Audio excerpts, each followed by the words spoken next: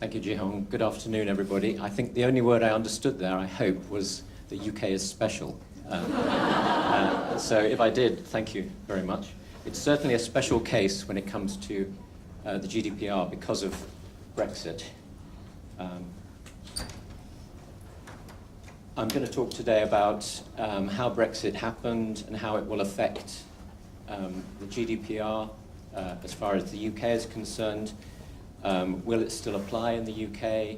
What will change? And what you need to do to prepare for Brexit if you are a Chinese business that has customers in the UK.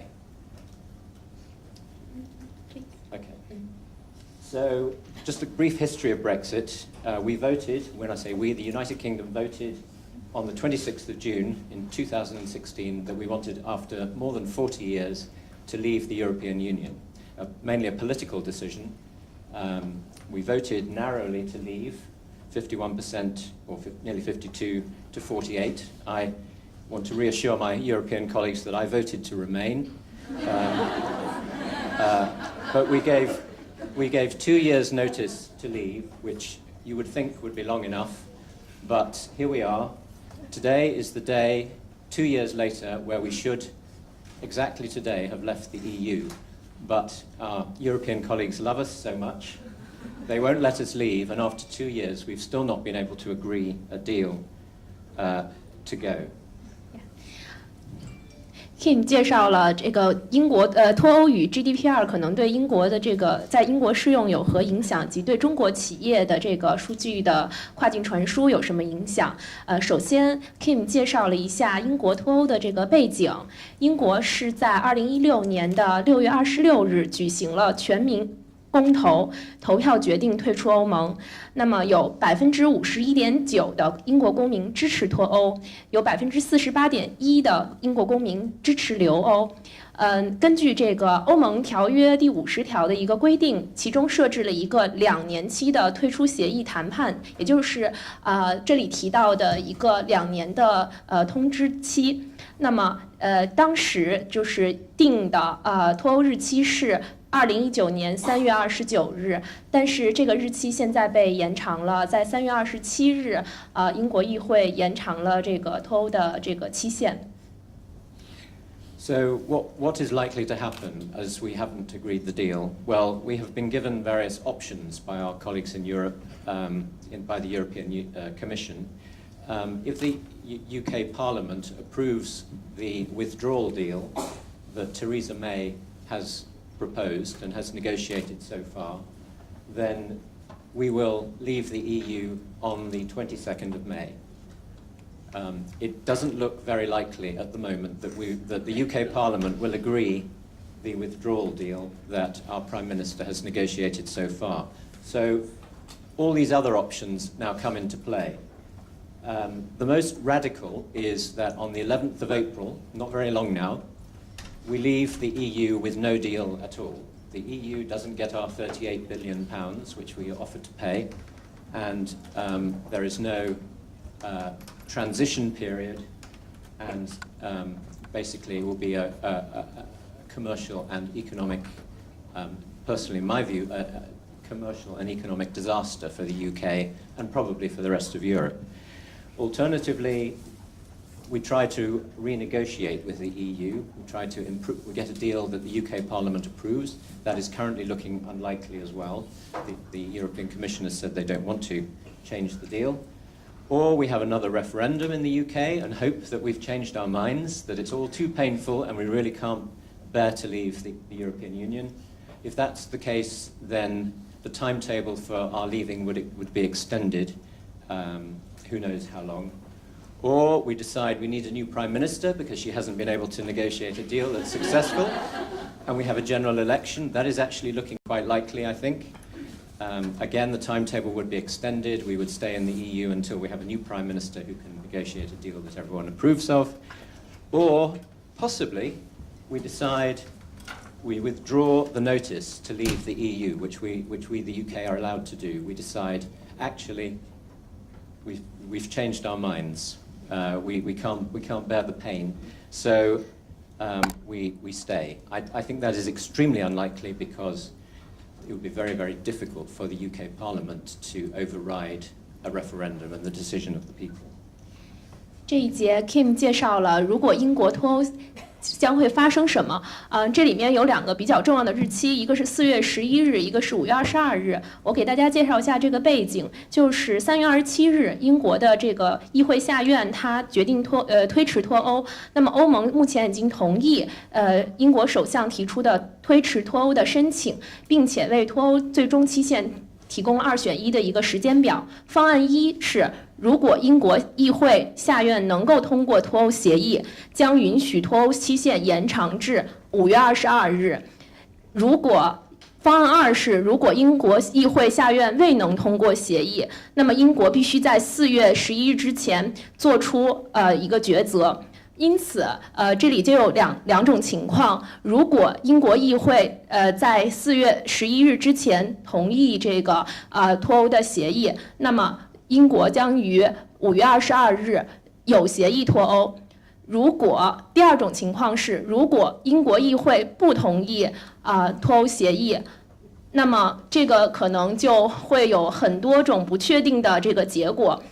有可能是在4月11日英国无协议脱欧，也就是硬脱欧，也有可能是重新与欧盟启动谈判，这个时间表可能就会无限期的延长。还有一种可能是启动2次公投，第4种可能是进行大选。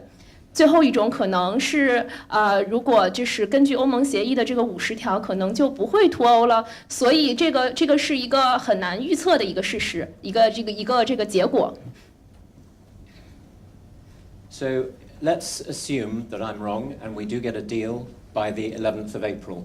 If that happens, then you have nothing to worry about. We have a transitional period until the end of 2020, and the GDPR applies. Nothing changes between now and 2020, and hopefully by the end of 2020 we will have businesses will have been able to get their transitional arrangements in order and have prepared properly for Brexit.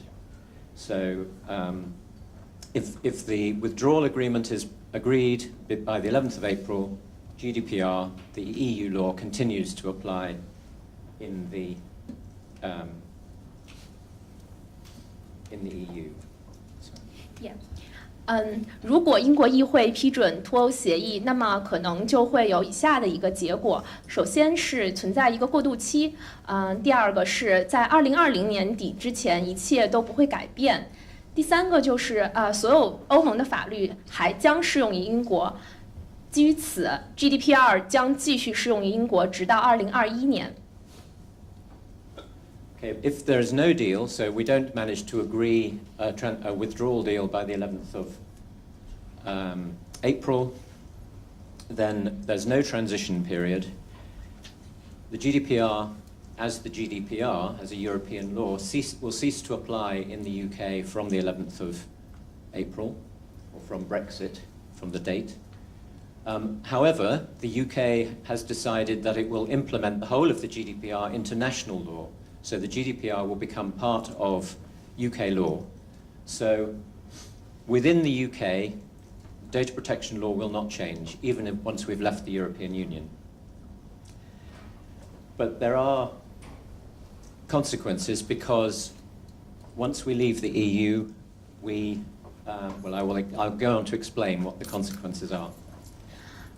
如果无协议脱欧，又会出现什么样的结果呢？无协议脱欧就是硬脱欧，那么就不会有过渡期的存在。第二个结果就是欧盟的法律将停止在英国实施。那么这个时候，英国将会把 GDPR 作为英国法律的一部分来实施 GDPR。因此，这种情况下，英国的数据保护法基本上与 GDPR 是相同的，所以这个影响可能没有大家想象的那么大。但是这个英国脱欧确实不得不承认，它可能会对英国的这个发展或者是全球政策产生一定的这个影响。因为它不再是欧盟的一部分了。The main consequence of the UK leaving the EU will be on data flows, because from the point that we leave the EU, we will cease to be regarded as a country that has adequate data protection laws. Now that seems quite strange, because on one day we have adequate laws, on the next day when we leave we don't have adequate laws. But we need the European Commission to approve our data protection laws once we've left the EU, and the European Commission won't start considering whether our laws are adequate until we've left the EU. So there will be a period when the UK's data protection laws are not adequate, which means that in order to transfer data across border, you will need to implement the same kinds of protections as you currently have to implement or safeguards in order to transfer data, for example, from the European Union to China. And those safeguards are, as you probably know, the standard contractual clauses, sometimes known as the model clauses, binding corporate rules, which are quite unusual, or if you're transferring data to the US, you can use the Privacy Shield. 如果英国脱欧以后，那么 GDPR 会对这个数据流动会产生什么样的影响呢？英国那个时候会成为一个第三国。那么在欧盟宣布英国成为 GDPR 认可的具有适当数据保护水平的国家之前，就是从欧盟国家向英国传输数据需要实施新的保障措施。具有适当数据保护水平呢，是指欧盟同意英国可以像其他的欧盟成员国家一样受到信任，他们的政府不会破坏居民个人的数据隐私。那么保障措施具有3个，一个是标准合同条款，也就是 SCCS， 一个是约束性公司规则 BCR， 另一个是就是美国和欧洲的一个隐私保护的一种这个政策隐私保护盾吧。Okay, so once we've left the EU, what will be required? Essentially, transfers from the UK to the rest of the EU or to the rest of the world will be unchanged, because the UK has already declared that it regards the European Union's data protection laws as adequate. So there will be no problem transferring data from the UK to the EU, where you won't need to use the standard clauses. And as before, transferring data from the UK to China, you will need to use the standard contractual clauses in place between the data exporter and the data importer. I don't know whether you're familiar with the standard contractual clauses, but they are approved European Union clauses which you need to put into a contract between the data exporter and the data importer. And likewise, any transfers from the EU to China will need safeguards such as the standard contractual clauses. 在脱欧后，对于从英国传至其他国家的数据，它的数据传输需要遵循的要求其实没有改变，都是需要遵循这个 SCC。比如说，原来英国是 EU 国家，它往中国传东西传数据是需要遵循 SCC。那么现在它作为一个脱欧以后作为一个第三国，它向中国传数据也需要遵循 SCC。On the other hand, things will change for data transfers from the EU. So if you have businesses in the EU and you want to transfer your data into the UK, for the first time you will need to put standard contractual clauses in place between your business in the EU and your business importing into the UK. As far as data imports from China to the UK, Chinese law will apply. 如果脱欧以后，从其他国家将数据传至英国，会出现什么样的情况呢？那么就是比如以中国为例，那么从中国往英国传数据需要遵循中国的有关数据保护法律那从欧盟往英国传数据需要遵循 SCC。 The other consequence of the UK no longer being in the EU will be, as Marcus explained earlier, that you will need if you are not established, if your Chinese business is not established in the UK, you will need, but the GDPR applies because the Chinese business has customers in the UK, then you will need to appoint a representative in the UK, separate probably from your representative that you need in the EU. So you'll need to find somebody, Shakespeare Martineau, to be your representative in the UK. 这一节主要介绍了一个指定代表的制度。如果在英国或者是欧盟开展受到 GDPR 规制的活动，但在英国没有设立中国的没有设立这个办公室的就是办公室的企业，中国企业，他们必须在英国或者欧盟指定代表，这个指定必须是书面的。第二个是在英国或者是在英国选择一个就是非英国的主要监管机构。And just to finalize or to finish, a very quick summary of the reasons why a business based in China might need to comply with the GDPR or after Brexit, the UK GDPR. So if you are a business in China and you don't have any establishment in the UK or in Europe, but you target customers in the UK or in Europe, then the GDPR will apply. And the tests that you tend to look at when deciding whether a business is actually targeting the EU, is that business paying a search engine operator to facilitate access to its site by individuals in the EU? Is it obvious from the nature of the business that it must be targeting customers in the EU? It's a gaming app with customers, perhaps using the English language, or it's tourists. It's a tourism app. It's clearly focused on outside China. If you mention in your website that an EU phone number, then you're regarded as targeting customers in the EU. And if you offer to deliver your goods or provide your services in the EU, then clearly you are targeting the individuals in the EU, and the GDPR will apply even if you're based in China and all the processing takes place in China. Let's go ahead. Okay. Yeah. Likewise, if you monitor individuals and monitor the behavior of individuals in the EU. For example, you use behavioral advertising techniques to track people's browsing habits. If you geolocate them, you try and track where they are actually located. If you track them through the use of cookies, which is very common, if you use CCTV, or if you conduct market surveys in the EU, then again, the GDPR is likely to apply even if your business is based here in China. It's quite complicated to translate, so shall I move on? Or? I think there's one slide that's similar with this. Yeah. Again, obviously, if you have an establishment, if you have a branch or a subsidiary in the EU, then even if the processing takes place back in China, here in Beijing, for example, then the chances are the GDPR will apply.